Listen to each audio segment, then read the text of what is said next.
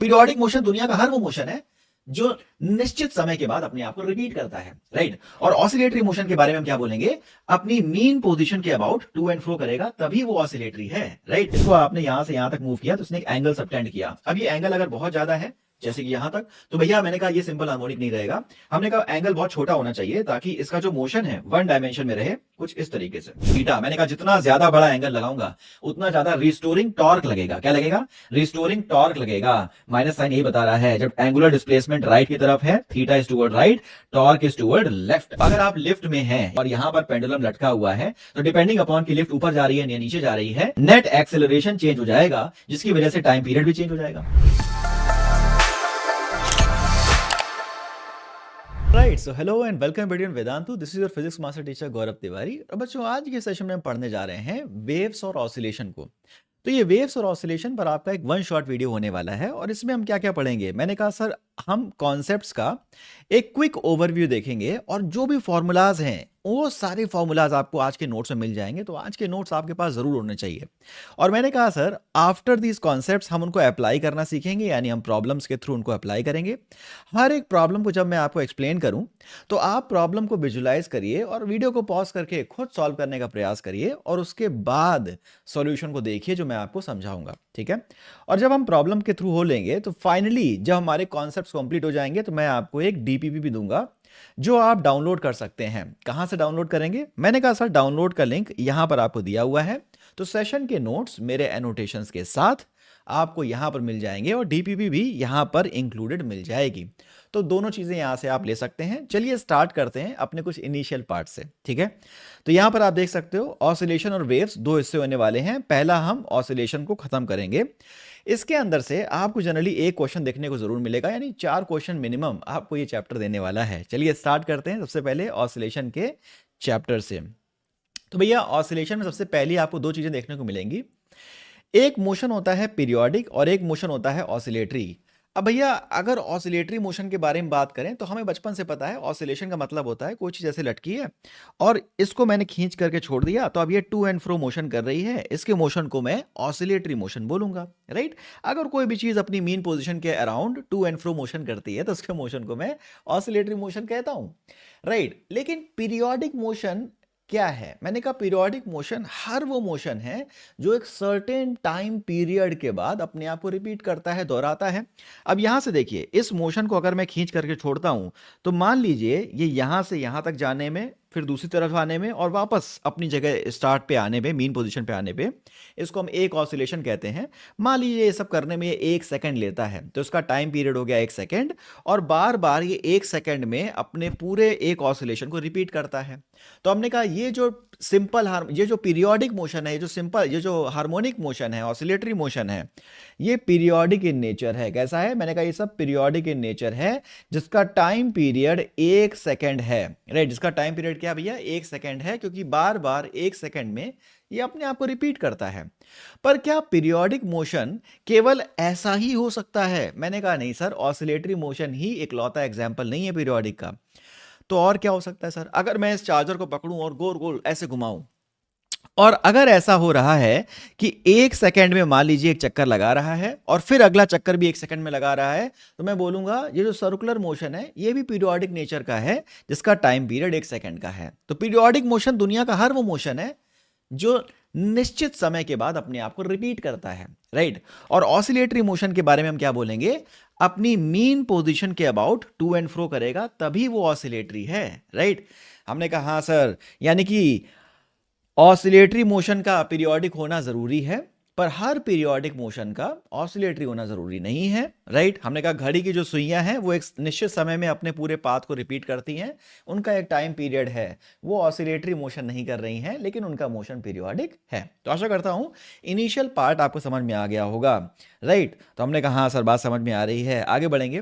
अब देखिए हमने ये बात समझी कि सारे पीरियोडिक मोशन का एक छोटा सा हिस्सा, ये पीरियोडिक मोशन है तो इनका एक छोटा सा हिस्सा ये क्या होगा? मैंने कहा ये छोटा सा हिस्सा ऑसिलेटरी मोशन का है। इस ऑसिलेटरी मोशन का भी एक छोटा सा हिस्सा, मैंने कहा स्पेसिफिक कंडीशंस के अंदर इसका एक छोटा सा हिस्सा आप बोलोगे सिंपल हार्मोनिक मोशन है। आपने बचपन में वाले ग्राफ पढ़े होंगे ना, वैसे वाले इंटरसेक्शन वाले, यूनियन इंटरसेक्शन वाले, तो वैसे भी आप देख सकते हो कि अगर सारे मोशन पीरियोडिक हैं तो पीरियोडिक मोशन का एक छोटा सा हिस्सा ऑसिलेटरी मोशन हो गया, राइट। मैंने कहा ऑसिलेटरी मोशन का एक छोटा सा हिस्सा सिंपल हार्मोनिक मोशन हो जाएगा। हमने कहा सर सिंपल हार्मोनिक मोशन में क्या क्या कंडीशन होती हैं, एक ऑसिलेटरी मोशन पे कौन कौन सी कंडीशन लगा दी जाए कि वो सिंपल हार्मोनिक मोशन हो जाए, एक ऑसिलेटरी मोशन में कौन कौन सी कंडीशन लगा दी जाए कि वो सिंपल हार्मोनिक मोशन हो जाए। तो मैंने कहा सर ये कंडीशंस लगानी चाहिए ताकि एक ऑसिलेटरी मोशन एक सिंपल हार्मोनिक मोशन हो जाएगा। क्या है? मैंने कहा वो कंडीशंस कुछ इस तरीके से हैं। Particles must move in one dimension, मतलब ये एंगल जो है ना, अभी ये यहां से जितना एंगल गया तो ऊपर देखिए एक एंगल बनाएगा। मैंने कहा सर ये पार्टिकल था, इसको आपने यहां से यहां तक मूव किया तो इसने एक एंगल सबटेंड किया। अब ये एंगल अगर बहुत ज्यादा है जैसे कि यहां तक, तो भैया मैंने कहा ये सिंपल हार्मोनिक नहीं रहेगा। हमने कहा एंगल बहुत छोटा होना चाहिए ताकि इसका जो मोशन है वन डायमेंशन में रहे, कुछ इस तरीके से। तो ये अभी सिंपल हार्मोनिक मोशन है। मैंने कहा हाँ सर, बात समझ में आ रही है। Particles move to and fro about the mean position, हमने कहा हाँ सर, तब तो ऑसिलेटरी है ही। Net force on the particle is always directed towards the mean position, मतलब कि जब पार्टिकल इधर की तरफ जा रहा है तो फोर्स किधर की तरफ, मैंने कहा मीन पोजीशन की तरफ। जब पार्टिकल इधर की तरफ जा रहा है तो फोर्स किधर की तरफ, मैंने कहा मीन पोजीशन की तरफ। So force is always directed towards the mean position and magnitude of net force is always proportional to the displacement from the mean position, मतलब कि पार्टिकल जो है जितना दूर जाता जाएगा, मैंने कहा ये एक पोजीशन है, ये एक और पोजीशन है, तो मैंने कहा ए और बी के बारे में देखिए, पार्टिकल जितना दूर जाता जाएगा उस पर लगने वाला फोर्स, उस पर पीछे की तरफ लगने वाला फोर्स बढ़ता चला जाएगा। पार्टिकल जितना दूर जाता चला जाएगा उस पर लगने वाला फोर्स लगातार बढ़ता चला जाएगा। तो जब ये मैथमेटिकल कंडीशंस एक ऑसिलेटरी मोशन के ऊपर इंपोज कर दी जाती हैं, ये देखो एक रैंडम ऑसिलेटरी मोशन है, राइट। जब इस पर ये मैथमेटिकल कंडीशंस मैं इंपोज कर देता हूं तो वो सिंपल हार्मोनिक मोशन हो जाता है। और जैसे कि मैंने आपको बताया कि force should be directly proportional to displacement SHM के अंदर। मैंने कहा हाँ सर, बात समझ में आ रही है। ये मीन पोजीशन है, किसी समय टी पर पार्टिकल यहां पर था अपनी ओरिजिनल पोजीशन से, मीन पोजीशन से एक्स डिस्टेंस की दूरी पर।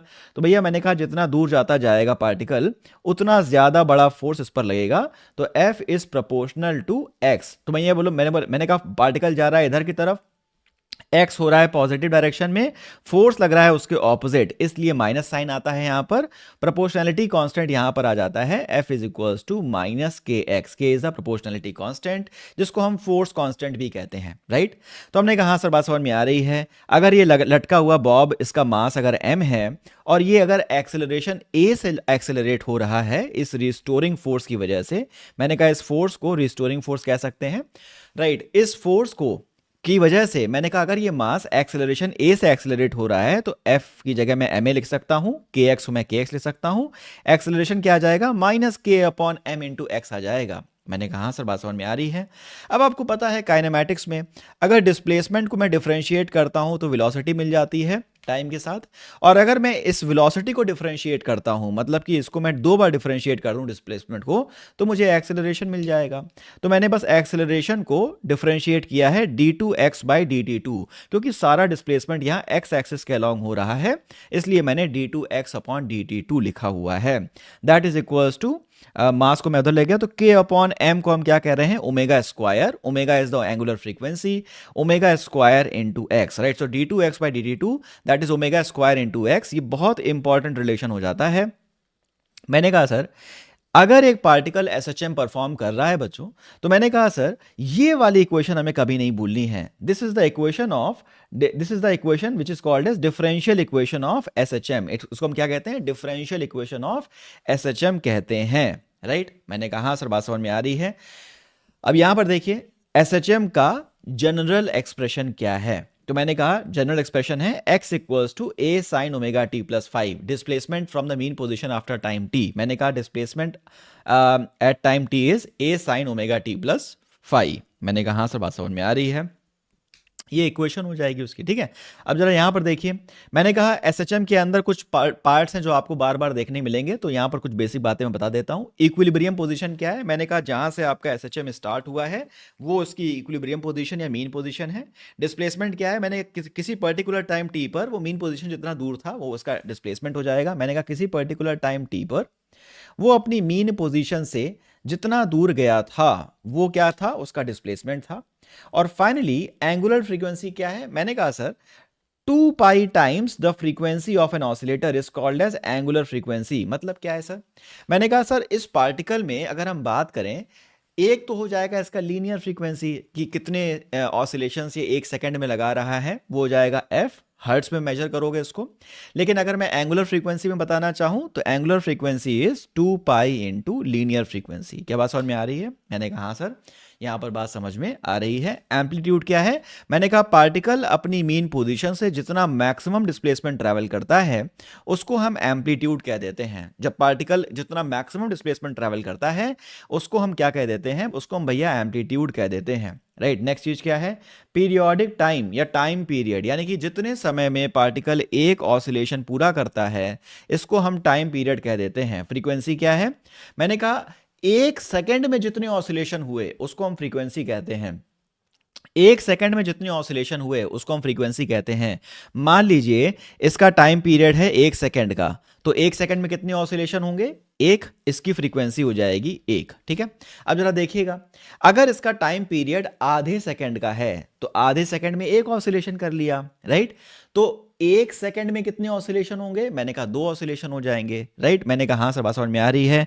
तो फ्रीक्वेंसी क्या है, 1 टाइम पीरियड है। अगर टाइम पीरियड आधा सेकंड है 1/2, तो 2 पर चला जाएगा, फ्रीक्वेंसी विल बी 2 हर्ट्स। क्या बात समझ में आ रही है? लेकिन ये कौन सी फ्रीक्वेंसी है जो कि 1 टाइम पीरियड से आपने बताई, ये उसकी लीनियर फ्रीक्वेंसी है और आप उसे हर्ट्स में बता रहे हो। ठीक है, अब हमने कहा सर यहां पर कुछ चीजें हैं जो हमें एज इट इज फॉर्मूला के फॉर्म में दिमाग में रखनी है। ये फॉर्मूलाज काफी इंपॉर्टेंट होने वाले हैं और जो सारे के सारे फॉर्मूलाज मैं एनोटेशंस के साथ, जैसे मैंने बोला आपको, मैं आपको नोट्स में मैं प्रोवाइड कर दूंगा, तो ये चीजें आपके पास होनी चाहिए, राइट। यहां पर प्लस माइनस की प्रॉब्लम नहीं आनी चाहिए। अब देखिए क्या हो रहा है, पार्टिकल की जो वेलोसिटी है सर, मैंने कहा पार्टिकल जब एसएचएम परफॉर्म कर रहा है तो इसकी जो वेलोसिटी है क्या पूरी जर्नी में सेम रहती है? मैंने कहा नहीं सर। अगर आप मीन पोजीशन के बारे में बात करें तो पार्टिकल जब मीन पोजीशन से होकर गुजरता है, जब पार्टिकल इस मीन पोजीशन से होकर गुजरता है तो इसकी वेलोसिटी सबसे ज्यादा होती है, राइट। पार्टिकल जब एक्सट्रीम पोजीशन पर है तो इसकी वेलोसिटी मिनिमम है। हमने कहा हाँ सर, यानी वेलोसिटी जो है पार्टिकल की जब वो एसएचएम कर रहा है वो डिस्प्लेसमेंट के अकॉर्डिंगली चेंज हो रही है, राइट। पार्टिकल अभी मीन पोजीशन पर है, जैसे जैसे पार्टिकल दूर जाता जाएगा उसकी जो वेलोसिटी वो चेंज होती चली जाएगी, राइट। मैंने कहा पार्टिकल जैसे जैसे दूर जाता चला जाएगा उसकी वेलोसिटी लगातार चेंज होती चली जाएगी। मैंने कहा हाँ सर, बात समझ में आ रही है, राइट। वेलोसिटी एक्स पर डिपेंड करेगी। मैंने कहा अभी मान लीजिए पार्टिकल यहां से एक्स डिस्प्लेसमेंट की दूरी पर है तो यहां पर वेलोसिटी कितनी होनी चाहिए, किसी टाइम टी पर पार्टिकल एक्स डिस्प्लेसमेंट की दूरी पर है तो वेलोसिटी कितनी होनी चाहिए? मैंने कहा sir omega under root A square minus X square, A is the maximum displacement और एम्पलीट्यूड। एक्स बताइए, मैंने कहा जब डिस्प्लेसमेंट जो डिस्प्लेसमेंट है वो एम्पलीट्यूड के बराबर होगा एक्सट्रीम पोजीशन पर, वहां वेलोसिटी क्या होगी? पार्टिकल जब एक्सट्रीम पोजीशन पर है तो क्या, मैंने कहा वहां से वापस आता है पार्टिकल, तो एक्सट्रीम पोजीशन पार्टिकल क्या होता है, रुक जाता है। मैंने कहा सर जब x इक्वल्स टू ए होगा तो पार्टिकल की वेलोसिटी क्या हो जाएगी? मैंने कहा 0 हो जाएगी, of course, right. So omega under root A square minus X square is the velocity of the particle. आगे बढ़ेंगे जीवन में, राइट। तो मैंने कहा हाँ सर, बात समझ में आ रही है। सिमिलरली अगर आप एक्सेलरेशन का एक्सप्रेशन निकालेंगे तो एक्सेलरेशन का एक्सप्रेशन यहां से आएगा, मैंने कहा sir omega square into X. तो पार्टिकल अगर एक्स डिस्प्लेसमेंट की दूरी पर है तो उसका एक्सेलरेशन कितना होगा, omega square into X. Minus sign क्या बताता है कि जो फोर्स है वो तो डिस्प्लेसमेंट के ऑपोजिट डायरेक्शन में है, जो एक्सेलरेशन है वो डिस्प्लेसमेंट के ऑपोजिट डायरेक्शन में है। मैंने कहा सर अगर एक्स की वैल्यू बढ़ेगी तो पार्टिकल, मान लीजिए एक्स, जैसे जैसे पार्टिकल राइट की तरफ जाएगा एक्स बढ़ेगा, राइट। एक्स बढ़ेगा तो एक्सेलरेशन का मैग्नीट्यूड बढ़ेगा, यानी कि एक्सेलरेशन का मैग्नीट्यूड बढ़ेगा। एक्सट्रीम पोजीशन पर एक्स मैक्सिमम है, कितना है, एम्पलीट्यूड के बराबर है, और उस सिचुएशन में एक्सेलरेशन क्या है, मैक्सिमम हो रहा है, राइट। अगर आप देखें वेलोसिटी घट रही है पार्टिकल जैसे जैसे दूर जा रहा है और एक्सेलरेशन बढ़ रहा है जैसे जैसे पार्टिकल दूर जा रहा है, ठीक है। काइनेटिक एनर्जी पर क्या फर्क पड़ेगा? तो मैंने कहा वेलोसिटी क्योंकि घट रही है तो काइनेटिक एनर्जी भी दूरी पर के साथ साथ घटेगी, राइट। तो काइनेटिक एनर्जी क्या होती है, किसी जगह पर हाफ एम वी स्क्वायर होती है, which is half M omega square A square minus X square. अगर हम इसे फेज के टर्म में लिखें, फ्रीक्वेंसी के टर्म में लिखें तो हम इसे ये लिख सकते हैं, half M omega square A square cos square omega T plus five, this is the value of kinetic energy in a certain phase. ये वैल्यू ऑफ काइनेटिक एनर्जी है in a certain for a certain displacement. क्या बात समझ में आ रही है? मैंने कहा हाँ सर। अब यहां पर देखिए पोटेंशियल एनर्जी का फॉर्मूला आपको दोनों याद रखने बाय द वे, राइट। कभी कभी आपको फेज रिलेशन देता है तो आप ये वाला फॉर्मूला लगा करके सॉल्व करोगे, कभी कभी आपको डिस्प्लेसमेंट की रिलेशन देता है तो आप पहला वाला फॉर्मूला लगा करके सॉल्व करोगे। तो आशा करता हूँ बात समझ में आ रही होगी, राइट। पोटेंशियल एनर्जी के बारे में बात करिए। पोटेंशियल एनर्जी क्या होती है?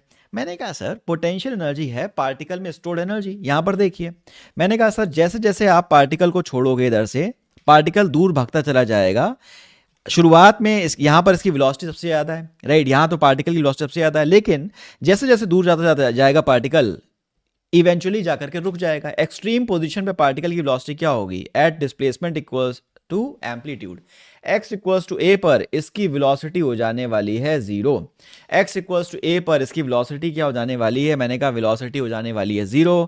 यानी कि सारी एनर्जी किधर गई? मैंने कहा सारी एनर्जी पोटेंशियल एनर्जी के फॉर्म में स्टोर हो गई। अगर आप ग्राउंड से देखोगे और ये नई फाइनल पोजीशन देखोगे तो जमीन से कुछ उठा ना, मैंने कहा जितना उठा है वो सारी पोटेंशियल एनर्जी के फॉर्म में स्टोर हो गया है। क्लियर है बात? मैंने कहा हाँ सर बात समझ में आ रही है। तो यहां पर आप देखोगे पोटेंशियल एनर्जी क्या है? हाफ के एक्स स्क्वायर। एक्स ज्यादा तो पोटेंशियल एनर्जी ज्यादा। इन टर्म्स ऑफ फेज ये है sine square omega T plus five. तो जो है पहले वाला term same, half M omega square ए square, half M omega square ए स्क्वायर। यहां पर काइनेटिक एनर्जी में cos square into phase, cos square of phase, और यहां पर sine square of omega T plus five है। क्लियर बात समझ में आ रही है? मैंने कहा हाँ सर बात समझ में आ रही है। साइन कॉस का गड़बड़ मत करिएगा पेपर में, राइट। आगे बढ़ेंगे। टोटल एनर्जी क्या है? मैंने कहा सर पार्टिकल की टोटल एनर्जी जब ये एसएचएम कर रहा है तो यहां पर सारी एनर्जी काइनेटिक एनर्जी के फॉर्म में, एक्सट्रीम पोजीशन पर सारी एनर्जी पोटेंशियल एनर्जी के फॉर्म में, और किसी इन बिटवीन पोजीशन पर पार्टिकल में काइनेटिक एनर्जी भी है और पोटेंशियल एनर्जी भी है। लेकिन अगर हम समेशन देखें तो टोटल एनर्जी जो है पार्टिकल की, अगर एयर फ्रिक्शन वगैरह हम इग्नोर कर दें, तो टोटल एनर्जी जो पार्टिकल की है वो काइनेटिक और पोटेंशियल का समेशन है, और ये हमेशा कांस्टेंट रहेगा हर जगह। ठीक है, तो total energy is always constant everywhere, which is how much? मैंने कहा हाफ एम ओमेगा स्क्वायर ए स्क्वायर। क्लियर है? तो एनर्जी का ग्राफ देखिए, बहुत अच्छा ग्राफ है। मैंने कहा सर जैसे जैसे जब पार्टिकल मीन पोजीशन पर है तो उसकी वेलोसिटी सबसे ज्यादा है, राइट। वेलोसिटी सबसे ज्यादा तो काइनेटिक एनर्जी सबसे ज्यादा है, और जैसे जैसे दूर जाएगा तो काइनेटिक एनर्जी घटेगी। Eight the extreme position kinetic energy 0। तो जैसे देखिए पार्टिकल दूर जा रहा है, काइनेटिक एनर्जी गिर रही है, इधर दूर जा रहा है तो काइनेटिक एनर्जी गिर रही है, जबकि पोटेंशियल एनर्जी लगातार बढ़ती जा रही है, जबकि पोटेंशियल एनर्जी लगातार बढ़ती जा रही है। तो आशा करता हूँ कि बात समझ में आ रही होगी, राइट। एसएचएम के बारे में बात कर रहे हैं। मैंने कहा सर ये बात तो आपने बताई कि जो फोर्स होगा, रिस्टोरिंग फोर्स होगा, वो डिस्प्लेसमेंट के साथ साथ बढ़ता चला जाएगा, right. Time period of SHM क्या होता है? 2 pi under root M upon K होता है। टाइम पीरियड ऑफ एसएचएम क्या होता है? 2 pi under root M upon K होता है, right. Where K is spring constant. भैया हमने कहा अगर ये एसएचएम हमें सबसे ज्यादा कहां देखने को मिलेगा? मैंने कहा एसएचएम के लिए आपने कंडीशन लगा दी तो जो मोशन है वो ऑलमोस्ट लीनियर पाथ पे हो रहा होगा, है ना, क्योंकि एंगल बहुत कम होगा। आपने शुरुआत में बताया कि एसएचएम में जो एंगल है वो बहुत कम है, तो सारा का सारा मोशन कैसा हो रहा है? लीनियर पाथ पे हो रहा है, राइट। तो हम अगर स्प्रिंग के बारे में बात करें, स्प्रिंग के बारे में बात करें, अगर स्प्रिंग पे हमने कोई चीज लटका दी और छोड़ दी तो सारा का सारा मोशन कैसा हो रहा है? लीनियर पाथ पे हो रहा है। तो ये क्या कहलाएगा? हमने कहा ये एसएचएम का एक बहुत बेहतरीन एग्जाम्पल बन जाएगा, राइट। तो हमने कहा हाँ सर बात समझ में आ रही है। अगर हम स्प्रिंग वाले एसएचएम के बारे में बात करेंगे, मैंने कहा स्प्रिंग वाले एसएचएम के बारे में बात करेंगे तो इस पर लगने वाला रिस्टोरिंग फोर्स भी इसको फॉलो करेगा, माइनस के एक्स के बराबर होगा। मैंने कहा जितना ज़्यादा डिफॉर्मेशन उतना ज़्यादा रिस्टोरिंग फोर्स, और जो टाइम पीरियड होगा 2 pi under root M upon K होगा। एम इसका मास है, के इसका स्प्रिंग कांस्टेंट है। आगे बढ़ेंगे जीवन में। मैंने कहा सर अगर अलग अलग स्प्रिंग हमने ऐड कर दी हैं, राइट, तो भैया अगर दो स्प्रिंग सीरीज में ऐड हैं तो नेट स्प्रिंग का स्प्रिंग कांस्टेंट क्या होगा? मैंने कहा अगर स्प्रिंग सीरीज में ऐड है तो नेट स्प्रिंग का स्प्रिंग कांस्टेंट ये हो जाएगा। अगर स्प्रिंग पैरेलल में ऐड है तो नेट स्प्रिंग का स्प्रिंग कांस्टेंट ये हो जाने वाला है। क्या बात समझ में आ रही है? फाइनल स्प्रिंग का स्प्रिंग कांस्टेंट ये हो जाने वाला है। क्लियर है? हमने कहा हाँ सर बात समझ में आ रही है। भैया देखो बच्चे कहते हैं ये वाला पैरेलल में माने कि हम सीरीज में माने, तो कभी भी आप देखिए पैरेलल कॉम्बिनेशन का मतलब क्या है? दो सिरे एक तरफ हैं और दो सिरे दूसरी तरफ हैं। मैंने कहा ये आप देखो ब्लॉक से कितनी चीजें अटैच हैं। ब्लॉक से दो स्प्रिंग अटैच हैं। ब्लॉक से कितनी अटैच है? मैंने कहा ब्लॉक से दो स्प्रिंग अटैच हैं, और बाकी दो स्प्रिंग किससे अटैच है? मैंने कहा वॉल से, एक इधर और एक इधर। तो मैंने कहा ये भी पैरेलल कॉम्बिनेशन माना जाएगा और नेट K1 प्लस K2 हो जाएगा। आगे बढ़ेंगे। तो कॉम्बिनेशन ऑफ स्प्रिंग को आप सॉल्व करना सीख गए होगे। Time period is 2 pi under root m upon K में, यहाँ पर आप के की वैल्यू डाल देना, आपका आंसर निकल करके आ जाएगा। अगर मल्टीपल ब्लॉक्स हैं जो स्प्रिंग से कनेक्टेड हैं, मल्टीपल ब्लॉक्स वाली प्रॉब्लम, ये वाली प्रॉब्लम अच्छी होती है काफ़ी, राइट। अगर मल्टीपल ब्लॉक्स हैं उनको हमने स्प्रिंग से कनेक्ट कर दिया तो अब पूरा का पूरा ब्लॉक सिस्टम मूव कर रहा होगा। मैंने कहा यहाँ पर आप क्या रखोगे, मास की जगह म्यू रखोगे। और म्यू कैसे निकालोगे, अगर दो ब्लॉक का सिस्टम है, मैंने कहा m1 m2 upon m1 plus m2। Clear है। आगे बात करेंगे एंगुलर ऑसिलेशन के बारे में। Instead of straight line motion, if a particle और centre of mass of a body is oscillating on a small arc of circular path, it is called angular simple harmonic motion. मतलब अगर particle छोटे से angle के साथ move करने पर ऐसे मूव कर रहा है, राइट, ये लगभग लीनियर पाथ पे मूव कर रहा है, तो ये तो एसएचएम है। लेकिन अगर मैं एक बहुत बड़े एंगल पे इसको ले जाऊं और अब छोड़ूं, तो अभी कैसे मूव कर रहा है, मैंने कहा इस सिचुएशन में इसका एंगुलर ऑसिलेशन देखने को मिल रहा है। हमने कहा जब इसका जो मोशन हो रहा होगा वो इसके बहुत बड़े एंगल के साथ हो रहा होगा, तो अभी जो हमें ऑसिलेशन शो कर रहा है वो सिंपल हार्मोनिक नहीं है, वो एंगुलर ऑसिलेशन है। ठीक है। तो एंगुलर ऑसिलेशन के केस में मैं क्या बोलूंगा, जो टॉर्क है, मैंने कहा इस सिचुएशन में फोर्स के बारे में बात नहीं करूंगा, क्योंकि प्रैक्टिकली बॉडी लीनियर पाथ पे है ही नहीं, राइट। बॉडी एंगुलर पाथ पे मूव कर रही है ना। मैंने कहा एंगुलर ऑसिलेशन में बॉडी लीनियर पाथ पे है ही नहीं, ये पर्टिकुलर बॉडी जो है लीनियर पाथ पे है ही नहीं, ये तो एंगुलर पाथ पे निकल गई। अब एंगल सब्सटेंशियल है, और इस सिचुएशन में आप कहोगे बॉडी को घुमाने के लिए, एक कर्व्ड पाथ पर घुमाने के लिए आप टॉर्क को कंसीडर करते हो। अगर एक मास को आपने घुमाया तो क्या आपने फोर्स लगाया है, टॉर्क। मैंने कहा मास को घुमाने के लिए मैंने टॉर्क लगाया, क्योंकि अब एंगल क्या हो गया है, कंसीडरेबल हो गया है। तो टॉर्क को हम कंसीडर करेंगे which is proportional to theta. मैंने कहा जितना ज्यादा बड़ा एंगल लगाऊंगा उतना ज्यादा रिस्टोरिंग टॉर्क लगेगा। क्या लगेगा, रिस्टोरिंग टॉर्क लगेगा। माइनस साइन यही बता रहा है, जब एंगुलर डिस्प्लेसमेंट राइट की तरफ है, theta is toward right, torque is toward left. Clear है। हमने कहा हाँ सर, बात समझ में आ रही है। जिस तरीके से फोर्स को आपने लिखा था पहले, mass into linear acceleration SHM के केस में, एंगुलर डिस्प्लेसमेंट के केस में, एंगुलर ऑसिलेशन के केस में फोर्स की जगह आ जाएगा टॉर्क, लीनियर एक्सेलरेशन की जगह आ जाएगा एंगुलर एक्सेलरेशन, और मास की जगह आ जाएगा मोमेंट ऑफ इनर्शिया। क्लियर है, राइट। तो मैंने कहा टॉर्क की जगह आ जाएगा आई अल्फा, टॉर्क की जगह क्या आ जाएगा, I alpha, that is equals to minus K theta. Clear है। और मैंने कहा इस सिचुएशन में भी टाइम पीरियड हो जाएगा 2 pi under root L upon K. हमने कहा आई अपॉन के, मैंने कहा हाँ सर, बात समझ में आ रही है, राइट। इसको देखो सिंपल पेंडुलम के केस में, सिंपल पेंडुलम मतलब वो पेंडुलम जो सिंपल हार्मोनिक मोशन कर रहा है, मस्त। ठीक है। मैंने कहा हाँ सर, बात समझ में आ रही है। सिंपल पेंडुलम में क्या रहेगा, एक हमारी रस्सी रहेगी जो कि इनएक्सटेंसिबल होगी, और एक बॉब अटैच रहेगा। बॉब का शेप मैटर नहीं करता, उसका साइज मैटर नहीं करता, उसका मास मैटर नहीं करता। टाइम पीरियड क्या हो जाएगा, 2 pi under root L upon g. मतलब हमारे पास पेंडुलम जितना ज़्यादा लंबा होगा उसका टाइम पीरियड उतना ही ज़्यादा होगा, वो उतना ही ज़्यादा समय लेगा एक पूरा ऑसिलेशन करने में। ठीक है।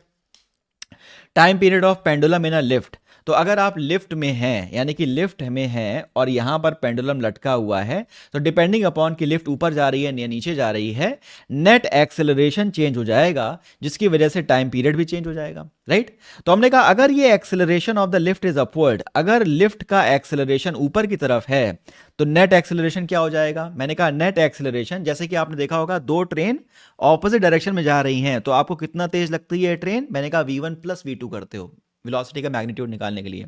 हमने कहा सर सिमिलरली अगर दोनों ऑपोजिट है, यानी कि ये जो हमारा लिफ्ट है ये ऊपर की तरफ एक्सेलरेट कर रहा है और ग्रेविटी की तरफ नीचे की तरफ, तो नेट एक्सेलरेशन क्या है, g प्लस ए। और अगर नीचे की तरफ एक्सेलरेट कर रही है लिफ्ट, तो नेट एक्सेलरेशन क्या है, g माइनस ए, राइट। हमने कहा हाँ सर। एक और पेंडुलम आता है सेकंड्स पेंडुलम, सिंपल पेंडुलम के अलावा सेकंड पेंडुलम क्या है, हमने कहा जिसका टाइम पीरियड 2 सेकंड हो, उसको हम सेकंड्स पेंडुलम कहते हैं। और हमने जब कैलकुलेट किया, जब यहाँ पर हमने टाइम पीरियड 2 सेकंड रखा और जी की वैल्यू हमने 9.8 डाली, तो हमने पता चला कि लेंथ ऑफ द पेंडुलम क्या होना चाहिए। तो हमें पता चला लेंथ ऑफ द पेंडुलम करीब करीब 1 मीटर के अराउंड आ रही है। सेकंड पेंडुलम के लिए लेंथ ऑफ द पेंडुलम जो है करीब करीब 1 मीटर निकल करके आ रही है। तो चलिए अब हम जो भी हमने अभी तक सीखा है उसको हम अप्लाई करेंगे सवालों पर और देखेंगे क्या जवाब निकल करके आ रहे हैं। तो क्या आपको स्ट्रैटेजी लगानी है, जब भी मैं आपको क्वेश्चन दिखाऊं तो आप करेंगे वीडियो को पॉज और उसका आंसर देने की कोशिश करेंगे। मैं आपको उसका आंसर बताऊंगा जैसे ही आप पॉज खोलेंगे, राइट, ये आप अपनी तरफ करिएगा, राइट, और उसके बाद आप अपना आंसर चेक करिएगा। अगर आंसर सही है तो आप अगले क्वेश्चन पे जा सकते हैं वीडियो को आगे लेकर कर, और अगर ये आंसर आपका गलत आता है तो आप उसका एक्सप्लेनेशन भी समझेंगे, मैं आपको एक्सप्लेनेशन भी समझाऊंगा, ठीक है। तो ये आपको करना पड़ेगा। सवाल पढ़िए पहले। In a linear simple harmonic motion, क्या कह रहा है, restoring force is directly proportional to the displacement. Restoring force is directly proportional to the displacement. Simple harmonic motion में restoring force जो है displacement के directly proportional है, ये तो हमने पढ़ा हुआ है। The acceleration of the displacement are opposite direction. The acceleration and displacement are in opposite direction. वो माइनस साइन तो था ना वहां पे। The velocity is maximum at the mean position, कई बार बताया मैंने, and the acceleration is minimum at the extreme points. तो आपको करेक्ट वाली बातें बतानी है। ये 2023 में आया हुआ सवाल है और काफी आसान सवाल है। आप इसको पॉज करके आंसर करने का प्रयास करिए और अब मैं आपको इसका एक्सप्लेनेशन दे देता हूं, ठीक है।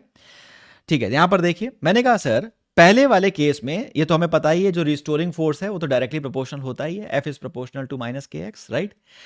एक्सेलरेशन जो है, हमने कहा acceleration is minus omega square X, X ज्यादा होगा, डिस्प्लेसमेंट ज्यादा होगा, एक्सेलरेशन ज्यादा होगा, और velocity is maximum at the mean position, ये भी हमें पता है, omega under root A square minus X square, जब मीन पोजीशन पर एक्स जीरो तो वेलोसिटी मैक्सिमम, और acceleration is minimum at the extreme point, नहीं भैया, ओमेगा स्क्वायर एक्स, यानी जब एक्स ज्यादा तो एक्सेलरेशन ज्यादा, एक्सट्रीम पर एक्सेलरेशन मैक्सिमम होगा। मैंने कहा हाँ सर, तो ये वाला पॉइंट गलत हो जाएगा, other than that A, B और सी आपके सही आंसर होने चाहिए। आगे बढ़ेंगे तो इस सवाल को हम देखेंगे। यहां पर इस सवाल को देखिए, a particle is executing simple harmonic motion of amplitude A, the distance from the mean position when its kinetic energy becomes equal to its potential energy is. एक पार्टिकल एसएचएम को एग्जीक्यूट कर रहा है जिसका एम्पलीट्यूड क्या है, A है, right. The distance from the mean position when its kinetic energy become equal to the potential energy is. तो भैया हमने कहा पार्टिकल एसएचएम को करेगा मीन पोजीशन पर सारी एनर्जी काइनेटिक के फॉर्म में, एक्सट्रीम पर सारी एनर्जी पोटेंशियल के फॉर्म में, एक सर्टेन डिस्प्लेसमेंट एक्स होगा। हमने कहा एक सर्टेन डिस्प्लेसमेंट एक्स होगा,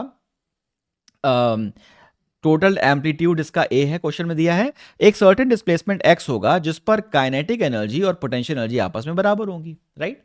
हमने कहा हाँ सर, ठीक है, बहुत बढ़िया वाली बात। तो हमने कहा सर अगर एक्स डिस्प्लेसमेंट पर काइनेटिक एनर्जी का हम एक्सप्रेशन लिखें, एक्स डिस्प्लेसमेंट पर पोटेंशियल एनर्जी का एक्सप्रेशन लिखें और उनको बराबर कर दें, तो हमारे पास एक कंडीशन आ जाएगी कि वो एक्स की वैल्यू क्या होगी, राइट। हमने कहा हाँ सर, तो हमने कहा at displacement X kinetic energy and potential energy must be same, और इस लॉजिक की सहायता से आप इसे सॉल्व करने का प्रयास करिए। A B C D 4 options हैं, देखिए आपका क्या जवाब आता है। पॉज करिए वीडियो को, सॉल्व करिए, राइट, और मुझे बताइए क्या जवाब आया आपका। चलिए हम देखते हैं। हमने कहा सर अगर आपका जवाब ए आया है तो सही है, अगर नहीं आया है तो एक बार मेरा एक्सप्लेनेशन आप देख लीजिए। तो मैंने कहा एनर्जी जो है, टोटल एनर्जी इतनी होती है, हमें पता है, ठीक है। काइनेटिक एनर्जी, देखिए अब यहां पर मैंने ज्यादा स्टेप्स दिखाए हैं ताकि आपको अच्छे समझ में आ जाए। आपने अगर थोड़ा जल्दी कर लिया है, स्टेप्स स्किप करे हैं और आपका आंसर आया है तो भी सही है, ठीक है। तो काइनेटिक एनर्जी क्या होती है, मैंने कहा किसी गिवन फेज में काइनेटिक एनर्जी इतनी होती है। पोटेंशियल एनर्जी क्या होती है, मैंने कहा अगर डिस्प्लेसमेंट एक्स है तो पोटेंशियल एनर्जी इतनी होगी, राइट। मैंने कहा हाँ सर, राइट। तो मैंने कहा सर एक्स डिस्प्लेसमेंट पर दोनों आपस में बराबर होने चाहिए, आपने बताया, हमने बराबर कर दिया, और यहां पर सॉल्व करके एक्स की वैल्यू निकाली ए अपॉन रूट 2, जो कि ए ऑप्शन निकल करके आता है, राइट। आगे बढ़ेंगे और इस सवाल को देखेंगे। इस सवाल को देखिए, इस सवाल में क्या कह रहा है, which graph represents the difference between total energy and potential energy of a particle executing SHM versus it's distance from the mean position. तो अब ये सवाल को पूछने का तरीका थोड़ा कैजुअल है। क्या है, हमने कहा देखो difference between total energy and potential energy, difference between total energy and potential energy क्या होगा। मैंने कहा सर पार्टिकल जो एसएचएम एग्जीक्यूट कर रहा है, राइट, पार्टिकल जो एसएचएम एग्जीक्यूट कर रहा है, यहां पर उसकी टोटल एनर्जी क्या है, टी, यहां पर टोटल एनर्जी क्या है, टी, यहां पर टोटल एनर्जी क्या है, टी। अब हमने कहा यहां पर सारी एनर्जी किस फॉर्म में, काइनेटिक एनर्जी के फॉर्म में, यहां पर सारी एनर्जी किस फॉर्म में, पोटेंशियल एनर्जी के फॉर्म में, यहां पर टोटल एनर्जी किस फॉर्म में, काइनेटिक पोटेंशियल दोनों के फॉर्म में। हमने कहा सर बात समझ में आ रही है। हमें क्या बताना है, difference between total and potential, तो टोटल और पोटेंशियल के बीच का डिफरेंस क्या है। मैंने कहा सर वो डिफरेंस है काइनेटिक एनर्जी, ठीक है। तो difference between total energy and potential energy, इसका मतलब है काइनेटिक एनर्जी और distance from the main position, यानी कि एक्स के बीच में ग्राफ बताना है। काइनेटिक एनर्जी और एक्स के बीच का ग्राफ बताना है। क्या बात समझ में आ रही है? काइनेटिक एनर्जी और एक्स के बीच का ग्राफ बताना है, तो हमें पता है पार्टिकल जैसे जैसे दूर जाता जाएगा उसकी वेलोसिटी कम होती जाएगी, उसकी काइनेटिक एनर्जी कम होती जाएगी। तो बताइए कौन सा ग्राफ इसमें सही होना चाहिए। वीडियो को पॉज करिए, मैंने काफ़ी हद तक इसको सॉल्व ही कर दिया है, आप इसे सॉल्व करने का प्रयास करिए ऑल दो, राइट। और अगर आपका आंसर सही आ रहा है तो बहुत बढ़िया बात, करेक्ट आंसर इसका ए है, राइट। अगर सही आ रहा है तो बढ़िया बात, अगर नहीं आ रहा है तो एक्सप्लेनेशन देख लीजिए जो मैंने काफ़ी हद तक आपको बता ही दिया है, राइट। काइनेटिक एनर्जी कितनी होती है, मैंने कहा सर इतनी होती है, राइट। जैसे जैसे आप एक्स की वैल्यू बढ़ाओगे वैसे वैसे काइनेटिक एनर्जी कम होती चली जाएगी। और बाय द वे इस इक्वेशन को देखिए, ये एक पैराबोलिक इक्वेशन है जो माइनस वाई की तरफ खुलती है। मैंने कहा हाँ सर बात समझ में आ रही है। तो हमारे हिसाब से मीन पोजीशन पर काइनेटिक एनर्जी मैक्सिमम और एक्सट्रीम पर kinetic energy minimum, option A हमारा करेक्ट ऑप्शन होना चाहिए। आगे बढ़ेंगे, इस सवाल को देखिए। सवाल में कह रहा है a particle executing SHM, the ratio of potential energy and kinetic energy of a particle when the displacement is half of its amplitude will be. तो जब डिस्प्लेसमेंट एम्पलीट्यूड का आधा है, हमने कहा ये रहा पार्टिकल, राइट, की मीन पोजीशन, ये रहा पार्टिकल की एक्सट्रीम पोजीशन, और ये रही इनके बीच की कोई पोजीशन, राइट। हमें बताना है the ratio of potential energy and the kinetic energy, potential energy और काइनेटिक एनर्जी का ratio when the displacement is half of the amplitude. तो डिस्प्लेसमेंट कितना है, हाफ ऑफ द एम्पलीट्यूड है। तो क्वेश्चन ही विजुलाइज हो गया पूरा का पूरा। आपके पास पोटेंशियल एनर्जी का एक्सप्रेशन है, आपके पास काइनेटिक एनर्जी का एक्सप्रेशन है, x इक्वल्स टू a/2 पर दोनों के एक्सप्रेशन लिख दीजिए और उनको डिवाइड करके आंसर निकाल लीजिए, राइट।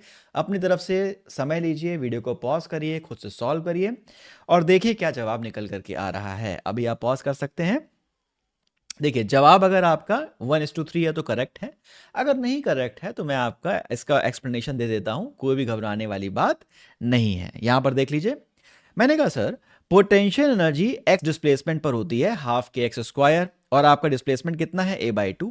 मैंने कहा सर इस हिसाब से पोटेंशियल एनर्जी इतनी हो जाएगी।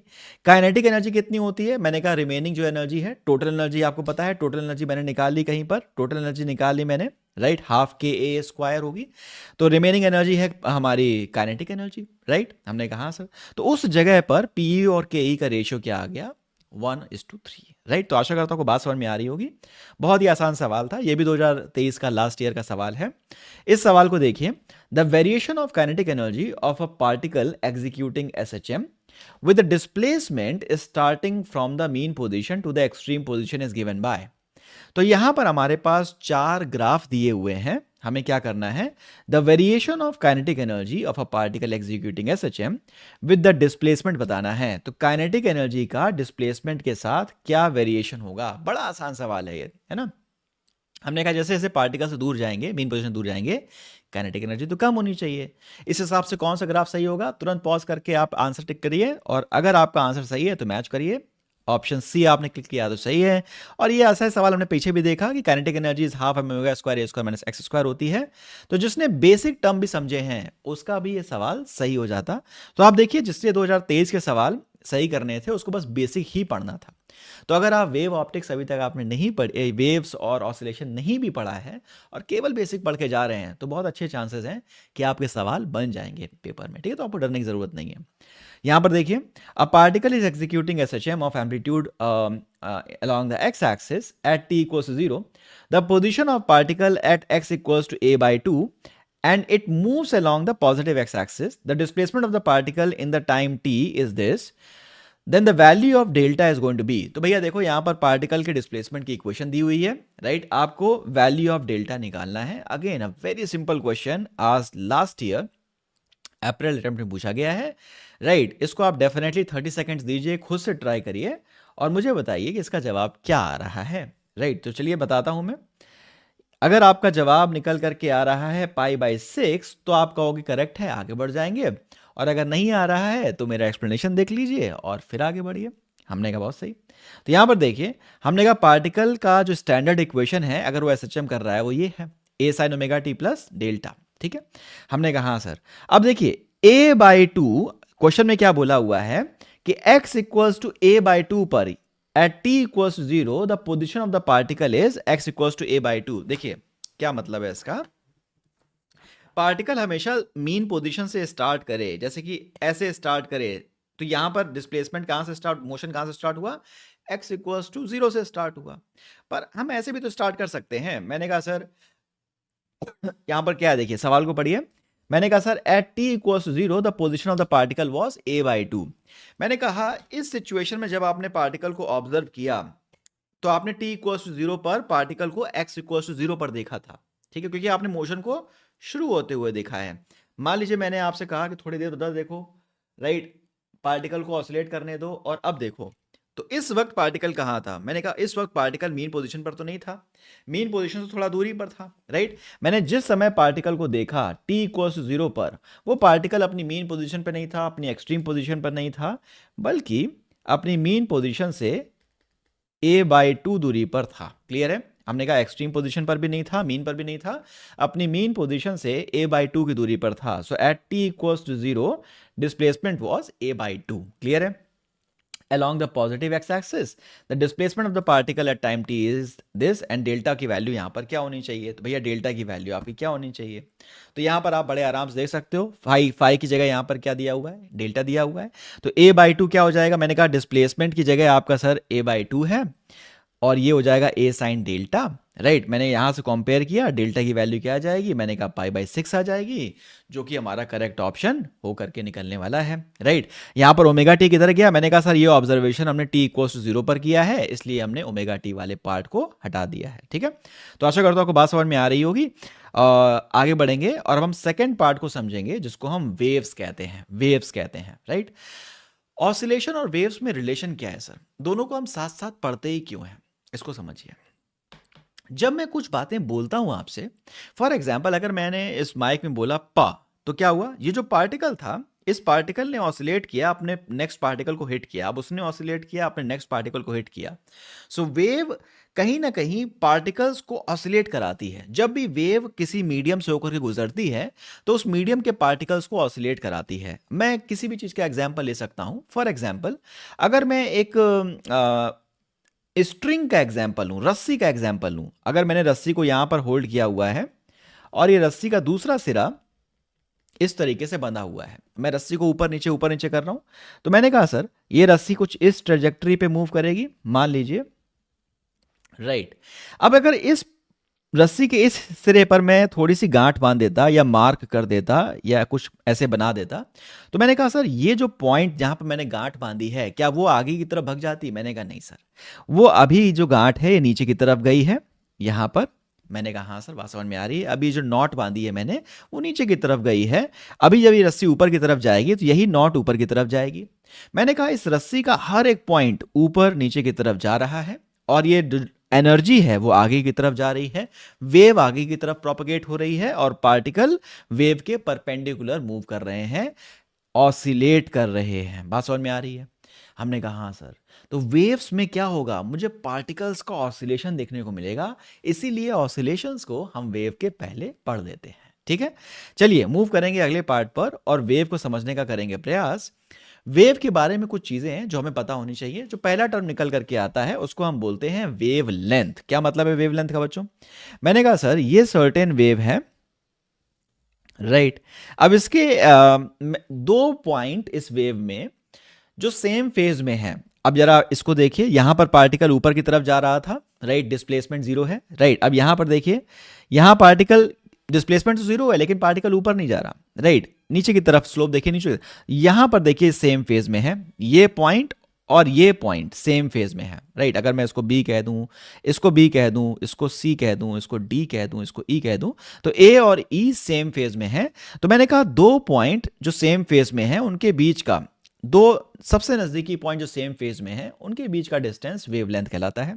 फॉर एग्जांपल इस पॉइंट पर पार्टिकल आगे की तरफ जा रहा था और डिस्प्लेसमेंट मैक्सिमम था। आप कहोगे यहां पर भी तो डिस्प्लेसमेंट मैक्सिमम है, लेकिन मैंने कहा ऑपोजिट डायरेक्शन में है, पॉजिटिव डिस्प्लेसमेंट, राइट। तो अब यहां पर अगर आप देखोगे तो यहां पर भी डिस्प्लेसमेंट मैक्सिमम है और पॉजिटिव है, ऊपर की तरफ नाप रहे हो आप, ठीक है। मैंने कहा हाँ सर बात समझ में आ रही है। तो ये जो पॉइंट है इसको अगर आप F कह दो, तो ये दोनों पॉइंट भी सेम फेज में हैं, तो E से F तक की डिस्टेंस को भी आप लैम्डा कह सकते हो, राइट। मैंने कहा हाँ सर। तो सिमिलरली कोई भी दो पॉइंट्स जो सेम फेज में हैं वो जो दो सबसे करीबी पॉइंट्स हैं उनके बीच की डिस्टेंस को आप वेवलेंथ कह दोगे। और इन इस के बीच जो वेव ने कवर किया है उसको पूरे पार्ट को आप बोलोगे एक ऑसिलेशन। इस पूरे वेवलेंथ को कवर करने में वेव ने जो कुछ भी चला है वो हो जाएगा एक ऑसिलेशन। और एक ऑसिलेशन में जो समय लगा है उसको बोलोगे टाइम पीरियड। तो एक वेवलेंथ कवर करने में जो समय लगा वो टाइम पीरियड है। ठीक है, तो वेव के बारे में तमाम सारी बातें ये लिखी हुई हैं। वेवलेंथ क्या है? The distance travelled by the wave during the time any one particle of the medium completes one vibration, one oscillation about the mean position. ठीक है। फ्रीक्वेंसी क्या है? Number of oscillations in 1 second. And time period is जितने समय में एक oscillation पूरा होता है। एम्पलीट्यूड मैक्सिमम डिस्प्लेसमेंट है। ठीक है। एंगुलर फ्रीक्वेंसी क्या है? 2 pi upon time period, right, या 2 pi into linear frequency, right. Phase क्या है पार्टिकल का? फेज एक क्वांटिटी है which contains all the information related to vibrating particle of the wave, right. जैसे कि अगर मैं पार्टिकल के बारे में बात करूं जिसकी इक्वेशन दी हुई है ए साइन ओमेगा टी माइनस के एक्स। अब ये उस वेव की इक्वेशन है जो एक्स डायरेक्शन में जा रही है। मैंने कहा और पार्टिकल वाई डायरेक्शन में ऑसिलेट कर रहे होंगे, जैसे कि मैंने रस्सी के बारे में दिखाया, तो रस्सी के पार्टिकल ऊपर नीचे जा रहे हैं और वेव आगे की तरफ जा रही है। मैंने कहा सर तो Y is A sine omega T minus के एक्स। तो ये जो लिखा हुआ है ये उस पर्टिकुलर वेव की फेज है। ठीक है। एंगुलर वेव नंबर के क्या है यहाँ पर? के यहाँ पर स्प्रिंग कांस्टेंट नहीं है। के इज एंगुलर वेव नंबर और उसकी वैल्यू है 2 pi upon lambda, right, 2 pi upon lambda, right. अब यहां पर देखिए रिलेशन बिटवीन पार्टिकल का वेलोसिटी एंड वेव का वेलोसिटी। तो भैया मैंने कहा सर जैसे जैसे हम इस रस्सी को ऊपर नीचे मूव करा रहे हैं तो पार्टिकल्स ऊपर नीचे जा रहे हैं, राइट। पार्टिकल इस वेलोसिटी से चल रहा है, पार्टिकल एक सर्टेन वेलोसिटी से चल रहा है। पार्टिकल की वेलोसिटी ऑफ पार्टिकल ऐसे ऐसे जा रहा है, राइट। ये रस्सी का ये वाला पॉइंट जो है ये तो ऊपर नीचे जा रहा होगा अपनी जगह पर। रस्सी का ये वाला पॉइंट अगर मैं यहाँ पे नॉट बांध दूं तो ये तो आगे नीचे पहुंच जाएगी, नॉट तो वहीं बंधी रहेगी। ये सुनो, तो रस्सी का जो पॉइंट है एक सर्टेन वेलोसिटी से चल रहा होगा, जबकि वेव इस दरमियान एक सर्टेन वेलोसिटी से आगे बढ़ रही होगी, तो वो है वेव की वेलोसिटी। तो जब हम मीडियम में वेव चलाते हैं ना तो पार्टिकल एक वेलोसिटी से चल रहे होते हैं मीडियम के, और वेव एक सर्टेन वेलोसिटी से आगे की तरफ भाग रही होती है। मैंने कहा हाँ सर बात समझ में आ रही है। पार्टिकल अगर आप देखें तो वाई एक्सिस के अलॉन्ग मूव कर रहे हैं, राइट। तो पार्टिकल की वेलोसिटी डिस्प्लेसमेंट कहाँ है? वाई एक्सिस के अलॉन्ग। तो पार्टिकल की वेलोसिटी बन जाएगी del Y over del X, यानी कि वाई में डिफरेंशिएट करोगे आप। वेव एक्स एक्सिस में डिस्प्लेस कर रही है अपने आप को, तो जितना भी मैं एक्स एक्सिस में डिफरेंशिएशन करूंगा वहां से वेव की वेलोसिटी निकल करके आ जाएगी। यहां पर देखिए पार्टिकल के डिस्प्लेसमेंट की इक्वेशन मेरे पास ये धरी हुई है। इसको मैंने डिफरेंशिएट किया तो पार्टिकल की velocity d y by d t, क्योंकि d y by d t है ना, क्योंकि वाई एक्सिस में पार्टिकल ऑसिलेट कर रहा है, तो d y by d t क्या हो जाएगा? A omega cos omega T minus के एक्स। ठीक है, हमने कहा सर बात समझ में आ रही। तो वेलोसिटी ऑफ द पार्टिकल क्या आ जाएगा? मैंने कहा lambda upon T which is omega by के। ये हमें बेसिक रिलेशन से पता है, राइट। अब यहां पर del Y by del x क्या आ जाएगा? मैंने कहा दोनों से अगर आप सॉल्व करोगे तो del Y by del X यहां पर ये निकल करके आने वाला है। ठीक है, del Y by del x क्या हो जाएगा? Minus one upon v p del Y over del t. ठीक है, तो एक सिंपल सा रिलेशन है, relation between particle velocity and wave velocity, relation between particle velocity and wave velocity. आगे बढ़ेंगे जीवन में। So v p is nothing but the velocity of wave, right. आगे बढ़ते चले जाएंगे जीवन में। अगर आपको यहाँ पर प्रॉब्लम हो रही है तो मैं आपको बता दूं कि किसी भी वेव के लिए उसकी फ्रीक्वेंसी वेव की वेलोसिटी आपस में रिलेटेड होती है, राइट। जैसे आपने पढ़ा होगा वेलोसिटी ऑफ लाइट जो है उसकी फ्रीक्वेंसी और उसकी वेवलेंथ से रिलेटेड है, right. Velocity is nothing but wavelength into frequency, right. आप ऐसे कहते हो, फ्रीक्वेंसी को आप न्यू से दिखा सकते हो, एफ से दिखा सकते हो। फ्रीक्वेंसी की जगह आप 1 अपॉन टाइम पीरियड रख सकते हो, तो lambda upon time period, right. तो अगर आपको ये term VP velocity of particle की जगह कंफ्यूज कर सकता है तो आप वेलोसिटी ऑफ वेव या केवल आप वी भी लिख सकते हो। किताबों में आपको केवल वी लिखा हुआ मिलेगा। V is lambda by t, time period की जगह वैल्यू रख दी है ओमेगा अपॉन 2 पाई, तो यहाँ पर ये रिलेशन निकल करके आ गया है ओमेगा अपॉन 2 पाई, कि यहाँ पर ये रिलेशन निकल करके आ गया है बड़े आराम से। ठीक है, तो हमने कहा हाँ सही, ये वाली बात समझ में आ रही है। तो यहां पर देखिए ये सिंपल रिलेशन बन के आता है। इस वीपी को आप हटा सकते हो क्योंकि ये आपको वेलोसिटी ऑफ पार्टिकल से भ्रमित कर सकता है। ये क्या है? ये है वेलोसिटी ऑफ वेव, ठीक है। और ये क्या है? ये है वेलोसिटी ऑफ dy/dt। क्या है? Velocity of particle. सही। हमने कहा आपस में ये रिलेशन होता है इन दोनों चीजों में, ठीक है। Equation of plane progressive wave. तो जब वेव आगे की तरफ बढ़ती है, एक्स डायरेक्शन में आगे बढ़ रही है, तो पार्टिकल्स वाई डायरेक्शन में ऑसिलेट कर रहे हैं इस सिचुएशन में। तो एक प्लेन में आगे बढ़ती हुई वेव, एक प्लेन प्रोग्रेसिव वेव, हमने कहा जब प्लेन में आगे बढ़ती हुई वेव को हम ऑब्जर्व करेंगे तो उसकी जो इक्वेशन बनेगी सर वो ये बनेगी, एक स्टैंडर्ड इक्वेशन है, राइट। हमने कहा हाँ सर बात समझ में आ रही है। अगर ओमेगा की वैल्यू डाल दूं और के की वैल्यू डाल दूं, ओमेगा इज 2π/t और के क्या है? वेव फंक्शन है 2π/λ, तो ये बन जाएगी इक्वेशन, राइट। यहाँ से अगर मैं 2π कॉमन ले लूँ तो ये इक्वेशन बन जाएगी, राइट। इन सबको हमें याद रखने की जरूरत नहीं क्योंकि हमने केवल यहाँ पर ओमेगा और के की वैल्यूज रखी हैं, तो अब बस केवल इसको याद रखिए, general equation of plane progressive wave, ठीक है। प्रोग्रेसिव वेव का मतलब है जो आगे की तरफ एनर्जी को कैरी कर रही है, वेव अपने आप में आगे बढ़ती चली जा रही है। क्लियर है बात? हमने कहा सर प्रोग्रेसिव वेव का कोई दूसरी चीज भी होती है प्रोग्रेसिव वेव के अलावा। फॉर एग्जाम्पल अगर मैंने अभी कुछ बोला तो अभी यहाँ के पार्टिकल हिल रहे हैं, लेकिन थोड़े समय बाद ये प्रोग्रेस कर जाएंगे, अब कहीं और के पार्टिकल हिलेंगे, फिर थोड़ी देर बाद यहाँ के पार्टिकल जाएंगे और इवेंचुअली थोड़े मतलब पार्टिकल जो मूव कर रहे हैं वो प्रोग्रेस करते चले जाएंगे, वेव मीडियम में आगे बढ़ती चली जाती है। क्लियर है? लेकिन स्टैंडिंग वेव नाम की भी एक बला होती है। स्टैंडिंग वेव में क्या होता है? वेव अपनी ही जगह पर स्टैंड रहती है। मैं अभी आपको दिखाऊंगा ऑर्गन पाइप वगैरह में स्टैंडिंग वेव। तो प्रोग्रेसिव वेव के बारे में भी हम बात कर रहे हैं। Speed of longitudinal wave. तो लॉन्गिट्यूडनल वेव क्या होती है मैं पहले आपको बता देता हूं। देखिए सबसे पहले वेव्स के हमारे दो टाइप्स होते हैं, एक तो होता है मैकेनिकल और एक होता है electromagnetic wave, right. Mechanical wave वो जो मीडियम में चले, इलेक्ट्रोमैग्नेटिक वेव जैसे कि लाइट वगैरह जो बिना मीडियम के भी चल लेगी, जैसे कि सन से लाइट आती है ना अर्थ तक, बीच में वैक्यूम है, कुछ नहीं है, कोई मीडियम नहीं है, आराम से लाइट ट्रैवल कर लेती है क्योंकि लाइट एक इलेक्ट्रोमैग्नेटिक वेव है, ठीक है। मैकेनिकल वेव में हमारे फर्दर दो टाइप हो जाते हैं, एक तो ट्रांसवर्स वेव हो जाता है और एक लॉन्गिट्यूडनल वेव हो जाता है। ट्रांसवर्स वेव में क्या होगा? दो चीजें हैं, पार्टिकल के मूव करने की डायरेक्शन और पार्टिकल वेव के मूव करने की डायरेक्शन, और वेव के साथ पार्टिकल्स जो मूव कर रहे हैं उनकी डायरेक्शन। तो मैंने कहा जैसे जैसे मूव करेगी ये वेव, जैसे कि एक रस्सी में बनी हुई वेव जैसे जैसे आगे की तरफ मूव करेगी तो पार्टिकल कैसे जाएंगे? ऊपर नीचे। और वेव कैसे जाएगी? आगे की तरफ। तो particles are moving perpendicular to wave in the transverse wave. जबकि अगर मैं बात करूं साउंड वेव में, तो साउंड वेव में पार्टिकल कैसे जा रहा है? To and fro, to and fro, to and fro. और वेव कैसे जा रही है? आगे की तरफ। तो पार्टिकल्स कैसे ऑसिलेट कर रहे हैं? To and fro. और वेव किधर जा रही है? आगे की तरफ। तो पार्टिकल्स मोशन के अलोंग ऑसिलेट कर रहे हैं, इसलिए ये लॉन्गिट्यूडनल वेव है। लॉन्ग से अलोंग सोच लेते हैं लोग, राइट।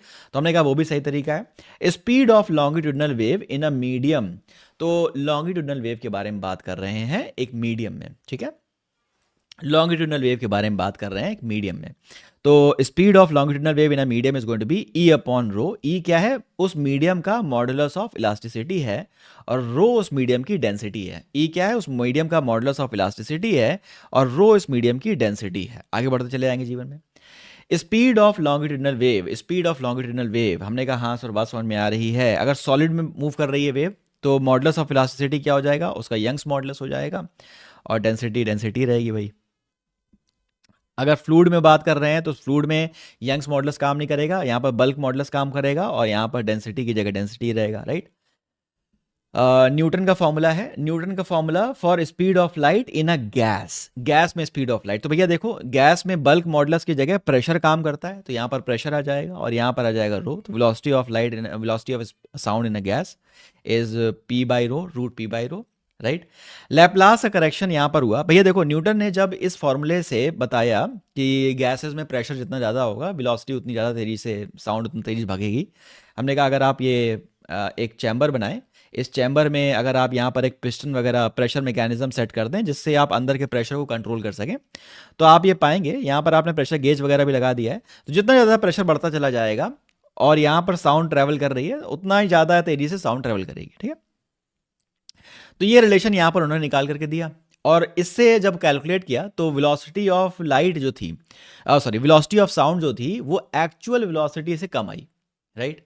हमने कहा अगर हम अंदर एयर भर दें किस पर? एटमॉस्फेरिक प्रेशर पर, और कैलकुलेशन करें, राइट? तो ये जो वेलोसिटी आ रही है वो क्या आएगी? हमने कहा velocity of sound in air ही तो आएगी, है ना? क्योंकि यहाँ पर एयर भरी हुई है एक एटमॉस्फेरिक प्रेशर पर, तो हमने इस चैम्बर के अंदर वही कंडीशन बना दी है, एयर भरी एटमॉस्फेरिक प्रेशर पर, तो यहाँ पर वेलोसिटी ऑफ साउंड निकल करके आनी चाहिए आइडियली, है ना? पर ऐसा हुआ नहीं।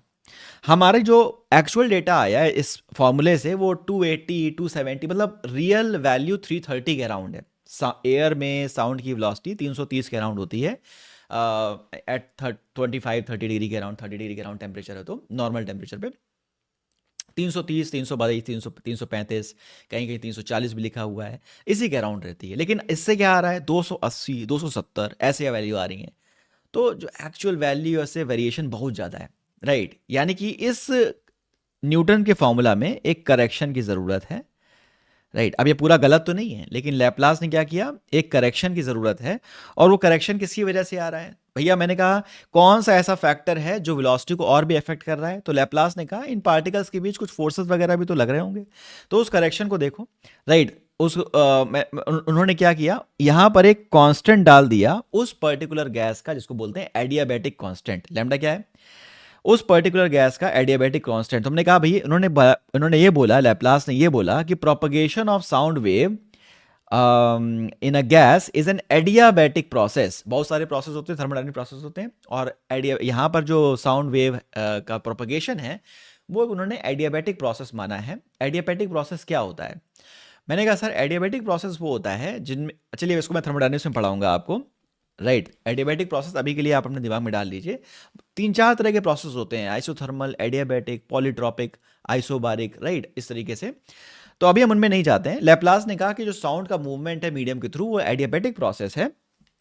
और अगर हम एडियाबैटिक प्रोसेस के बारे में बात करें तो जो वेलोसिटी ऑफ साउंड है वो केवल √p/ρ ना होकर के √γ/p/ρ होगी, √γ/p/ρ होगी, जहां गामा क्या है, ये है उस पर्टिकुलर मीडियम का एडियाबैटिक कांस्टेंट, राइट? तो हमने कहा इससे जब हमने सॉल्व किया तो आंसर एकदम एक्यूरेट आ गया। तो मतलब कि एजम्पशन काफ़ी सही होल्ड कर रही थी, ठीक है? तो अभी तक हमने जो बातें करी हैं वो प्रोग्रेसिव वेव के बारे में करी हैं। वेव यहाँ से चलेंगी और थोड़े समय बाद प्रोग्रेस करके कहीं और पहुँच जाएंगी, है ना? अभी तक हमने जो बातें करी हैं वो किसके बारे में करी हैं? प्रोग्रेसिव वेव के बारे में करी हैं। अब हम बात करेंगे स्टेशनरी वेव के बारे में, रुकी हुई वेव्स के बारे में, ठीक है? रुकी हुई वेव्स क्या है? मैंने कहा जो अपनी ही जगह पर डिफॉर्मेशन को मेंटेन रखती हैं, राइट? मैंने कहा सेम पार्टिकल्स अपनी ही जगह पर डिफॉर्म रहते हैं। मतलब कि आप ऐसे समझो, स्टैंडिंग वेव का मतलब दिखने में कैसा लगेगा? मैंने कहा उतना ही मीडियम है, उसी मीडियम में जो पार्टिकल पहले ऑसिलेट कर रहे थे मैक्सिमम, वही मैक्सिमम पार्टिकल अभी ऑसिलेट कर रहे हैं, राइट? फॉर एग्जांपल अगर मैं प्रोग्रेसिव वेव के बारे में बात करता, राइट, तो ये वाला पार्टिकल अभी मान लीजिए ऊपर उठा है, राइट, और ये वाला पार्टिकल इस तरीके से जा रहा है, राइट? अभी शुरुआत का हिस्सा जो रोप का था वो कुछ ऐसे शेप में आ गया होगा, राइट? लेकिन ये हमेशा से थोड़ी बना रहेगा। थोड़े समय बाद ये वाला जो डिस्प्ले, जैसे कि आपने जिम में देखा होगा, जिम में जो रोप के साथ एक्सरसाइज होती है, राइट? तो अभी आप जब तुरंत रस्सी को झटकते हो तो अभी आपके हाथ के करीब वाला हिस्सा ऊपर रहता है, लेकिन हमेशा वो ऊपर नहीं रहता है, वो डिस्प्लेसमेंट धीरे धीरे आगे की तरफ प्रोग्रेस करता चला जाता है ना? हमने कहा हाँ सर वो वाली बात हमें याद आ रही है, जो डिस्प्लेसमेंट है वो आगे की तरफ प्रोग्रेस करता चला जाता है, उसको हमने बोला प्रोग्रेसिव वेव। लेकिन स्टेशनरी वेव में ऐसा नहीं होगा। अगर रस्सी का कोई हिस्सा अभी मैक्सिमम डिस्प्लेसमेंट दिखा रहा है तो उस जगह पर हमेशा मैक्सिमम डिस्प्लेसमेंट बना रहेगा, और कहीं कहीं पर जहां पर हमें मिनिमम डिस्प्लेसमेंट मिल रहा है वहां पर हमेशा मिनिमम डिस्प्लेसमेंट बना रहेगा, ठीक है? हमने कहा एक जगह को हम नोड बोलेंगे, एक को हम एंटी नोड बोलेंगे, और नोड और एंटी नोड कहाँ मिलेंगे? केवल स्टेशनरी वेव में मिलेंगे। कैसे बताएंगे, कैसे समझेंगे, अभी हम बताते हैं। कहाँ नोड बनेंगे, कहाँ एंटी नोड बनेंगे, हम बताते हैं, ठीक है? कब बनेंगे स्टेशनरी वेव? जब दो वेव्स जिनका एम्पलीट्यूड सेम हो, फ्रीक्वेंसी सेम हो, यानी वेवलेंथ भी सेम हो, राइट, और ऑपोजिट डायरेक्शन में ट्रैवल कर रही हो। दो वेव्स जिनका एम्पलीट्यूड सेम हो और वेवलेंथ और फ्रीक्वेंसी सेम हो और ऑपोजिट डायरेक्शन में ट्रैवल कर रही हो, तो इनके कोलिजन से क्या बनता है? एक रिजल्टेंट वेव बनती है। और उस रिजल्टेंट वेव में क्या बोलते हैं? It loses the property of propagation. ये आगे नहीं बढ़ती, ये अपनी ही जगह पर ऑसिलेट करती रहती है, right? And stationary pattern it is called as the medium, the जहां पर ये ऑसिलेशन हो रहे हैं वो मीडियम है, जैसे यहाँ पर रस्सी में ऑसिलेशन हो रहे हैं तो ये मीडियम है। These waves are called as stationary wave. इसमें क्या हो रहा है, हमने कहा एक वेव चली यहां से और एक वेव जो इस दीवार से टकरा करके वापस आ रही है, ये दोनों वेव्स आपस में एम्पलीट्यूड सेम, वेवलेंथ सेम होंगी तो आपस में मिल करके स्टेशनरी वेव फॉर्म करेंगी। हमेशा फॉर्म करेंगी क्या? मैंने कहा नहीं सर, ये इस डायरेक्शन में चलने वाली वेव और इस डायरेक्शन में चलने वाली वेव में अगर डिस्ट्रक्टिव इंटरफेरेंस हो जाएगा, कंस्ट्रक्टिव इंटरफेरेंस हो जाएगा, इंटरफेरेंस हो रहा है राइट, अगर कैसा इंटरफेरेंस होगा ये हमें डिसाइड करेगा कि कैसी वेव बनेगी। सही है, तो चलिए इसके बारे में हम बात कर लेते हैं बाय द वे। तो मान लीजिए एक वेव थी जो जिसकी इक्वेशन हमने ये दी हुई थी, एक वेव थी जिसकी इक्वेशन हमने ये दी हुई थी 2a sin kx omega T, right, हमने बहुत बढ़िया बात, राइट। तो हमने कहा सर ऐसी एक वेव टकरा करके आ रही होगी, हमने कहा बहुत बढ़िया, और ये वेव्स जहां जहां टकराएंगी, जहां जहां पर एक दूसरे के डिस्प्लेसमेंट को कैंसिल आउट करेंगी, हमने कहा जहां जहां पर डिस्प्लेसमेंट को कैंसिल आउट कर देंगी वहां वहां एम्पलीट्यूड जीरो हो जाएगा, ये वाली वेव और टकरा करके आने वाली रिफ्लेक्टेड वेव जहां जहां पर टकरा करके एक दूसरे के डिस्प्लेसमेंट को कैंसिल आउट करेंगी वहां वहां पर नोड का फॉर्मेशन होगा। क्या होगा? वहां वहां पर नोड का फॉर्मेशन होगा।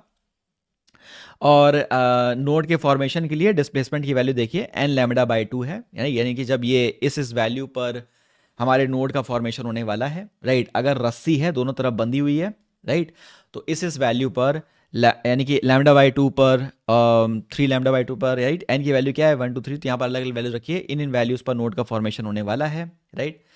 और एंटी नोड क्या है? जहां जहां पर कंस्ट्रक्टिवली वेव मिल रही है, जहां जहां पर दोनों का इंटरफेरेंस कंस्ट्रक्टिवली हो रहा है, तो क्या होगा, वहां पर एम्पलीट्यूड मैक्सिमम हो जाएगा और वहां पर एंटी नोड का फॉर्मेशन होगा, राइट।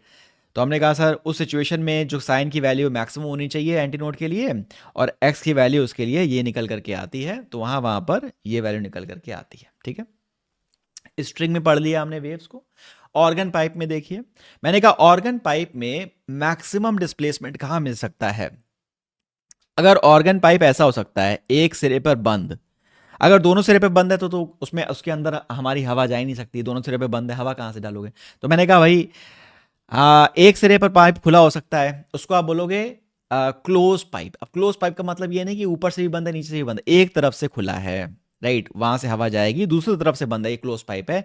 अगर दूसरी तरफ से भी खुला है तो ये ओपन पाइप है, राइट, ओपन ऑर्गन पाइप है। बात समझ में आ रही है?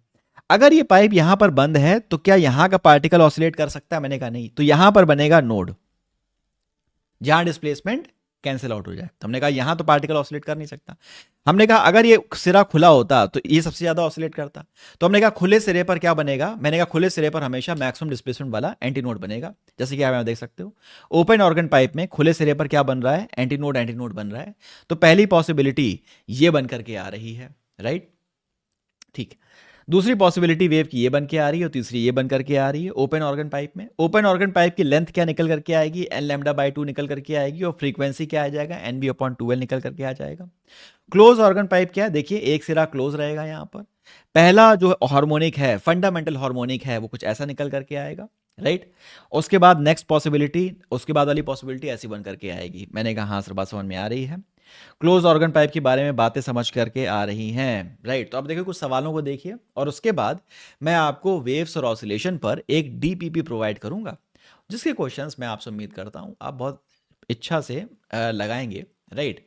तो यहां पर देखिए पहला क्वेश्चन क्या कह रहा है, हमेशा की तरह क्वेश्चन को पढ़िए, उसको सॉल्व करने का प्रयास करिए, वीडियो को पॉज करिए और देखिए क्या आप सॉल्व कर पा रहे हैं, क्या आपका आंसर मैच कर रहा है। उसके बाद आंसर मिलाइए और तब मेरे एक्सप्लेनेशन को देखिए। तो पहले हमारे पास एक पीरियोडिक मोशन है जो इस इक्वेशन से रिप्रेजेंट हो रहा है।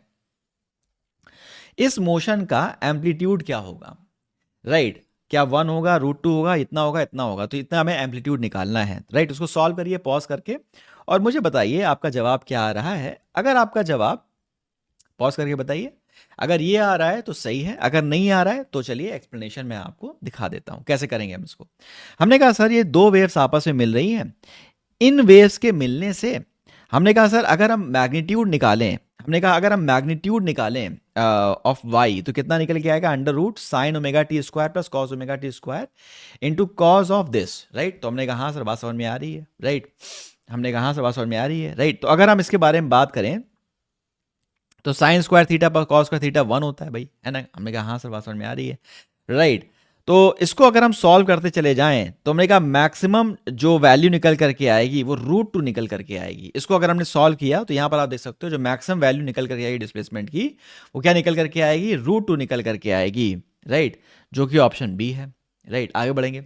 अ steel wire with mass per unit length आपको दिया हुआ है, मास पर यूनिट लेंथ यानी कि मास, लीनियर मास डेंसिटी दी हुई है, is under tension of 70 Newton. The speed of the speed of transverse wave in the wire is going to be। तो आपके पास स्टील वायर है जिसमें आप जैसे मान लीजिए आप इस गिटार की स्ट्रिंग होती है, राइट। तो उसमें आपको क्या बताना है, the speed of transverse wave is going to be, the speed of transverse wave is going to. तो अगेन पॉज करिए वीडियो को, फटाफट से देख लीजिए क्या जवाब निकल करके आ रहा है।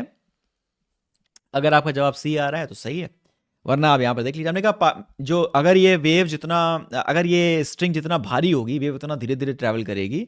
तो वेव की जो स्पीड है √T/μ होती है, जहाँ म्यू क्या है, मास पर यूनिट लेंथ या लीनियर मास डेंसिटी है, टी क्या है, स्ट्रिंग का टेंशन है।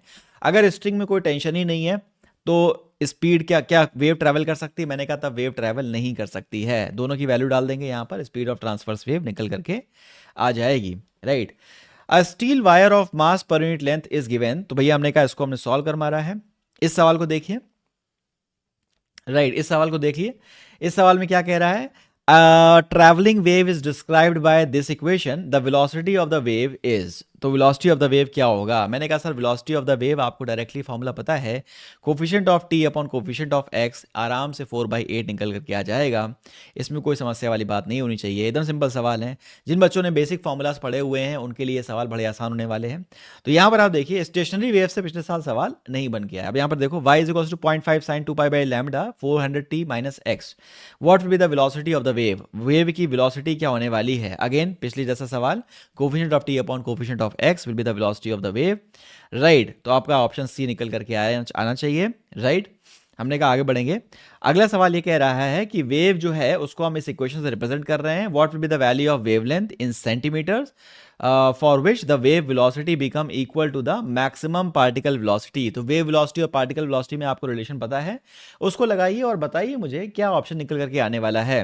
वेव वेलोसिटी यानी कि ΔY/ΔT और पार्टिकल वेलोसिटी v, इनके बीच आपको रिलेशन बताया हुआ है ऑलरेडी, उसको यूज करते हुए बताइए इसका क्या जवाब निकल करके आएगा, राइट। तो हमने कहा सर बड़े आराम से, यहां पर हमने कहा सर आराम से निकाल लिया मैंने यहां पर वैल्यू को, लैम्बडा की वैल्यू आराम से निकल करके आ रही है, राइट, ठीक है। ऑल राइट, इस सवाल को भी देखिए, which of the following equation is correctly representing a travelling wave having the wavelength lambda, frequency this and travelling in a positive x direction. तो भैया हमारे पास तमाम सारे पैरामीटर्स दिए हुए हैं और हमें इन पैरामीटर्स की सहायता से क्या करना है, इस वेव की इक्वेशन को सही से ही गैस करना है, ठीक है, सही से बताना है, ठीक है। तो आप मुझे बताइए आपके हिसाब से क्या आंसर होना चाहिए। वीडियो को पॉज करिए और करेक्ट ऑप्शन पे टिक करिए। अगर आपका ऑप्शन सही होता है तो बहुत बढ़िया बात, अगर नहीं होता है तो एक्सप्लेनेशन में दे देता हूं। तो यहां पर आप देख लीजिए, अगर आपने ऑप्शन डी लगाया है तो आपका आंसर सही है, वरना पर आप यहां पर देख लीजिए y की वैल्यू क्या है, ये मैंने कहा ये जनरल इक्वेशन है जो पॉजिटिव एक्स एक्सिस में वेव ट्रैवल कर रही है उसकी, राइट।